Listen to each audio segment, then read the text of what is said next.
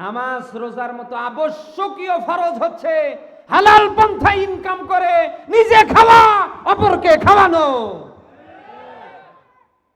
মিয়া সাহেব খাচ্ছেন কি?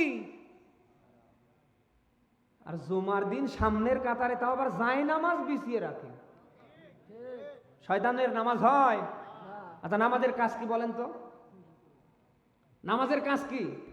অবৈধ সম্পদের পাহাড় তৈরি করা, সুদে উদ্বুদ্ধ করা, ওজনে কম বেশি করা, অন্যের জমির আইল খেলা, মানুষের উপরে জুলুম অত্যাচার টর্চার করা।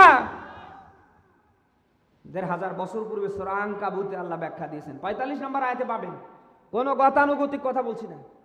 আল্লাহ বলছেন ইন্নাস সালাতা তানহা আনিল ফাহশাই ওয়াল মুনকার, নিশ্চয় নামাজ তামাম ফাহেসা, মন্দ কাজ, অন্যায়, অশ্লীলতা, অবৈধ ইনকাম থেকে, জুলুম থেকে আপনাকে ফেরাবে। নবীজি বলেন, এই আয়াতের ব্যাখ্যা হাদিস পাবেন। নবীজি বলেন যে নামাজ মানুষকে অন্যায়, অবৈধ ইনকাম থেকে ফেরাতে পারে না, তার নামাজ নামাজই না। মিয়া সাহেব ৫ ওয়াক্ত নামাজের পাশাপাশি একেবারে তাহাজ্জুদ, ইশরাক, আবিন সহ পড়ছেন, আপনার নামাজ হয়?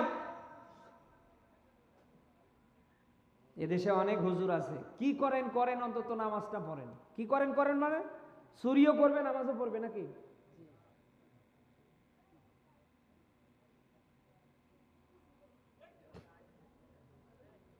জীবন চলে যায় যাক, আমরা হারাম পন্থায় হাত বাড়াবো না। কারা পারি দেখি?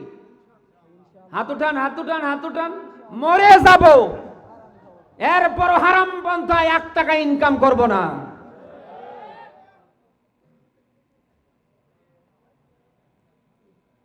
পারবো না আমরা? একটা নবী, একটা রসুলের জীবনী আপনি আমারে দেখান তারা হারাম পন্থায় 2 টাকা ইনকাম করেছে। প্রত্যেকটা নবী এবং রসুলের জীবনী আপনি দাঁড় করান, তারা হালাল পন্থায় জীবন জীবিকা নির্বাহ করেছে। এই জন্য খেটে খাওয়া সমস্ত নবীদের সুন্নাহ। সুবহানাল্লাহ বলতে পারেন না? নবীজি বলেন আল কাসিবু হাবিবুল্লাহ, যারা খেটে খায় তারা আল্লাহর বন্ধু। যারা বসে বসে খায় এরা কখনো আল্লাহর বন্ধু হতে পারে না। যারা খেটে খায় এরা বন্ধু কার? সবাই আওয়াজ করে বলেন তো। একটা নবী রাসূলকে আমারে দেখান যে বসে খেয়েছে। আদম আলাইহিস সালামের দিকে তাকান, তিনি জমিতে ফসল ফলাতেন, চাষাবাদ করতেন, তাকে বলা হয় একজন কৃষক।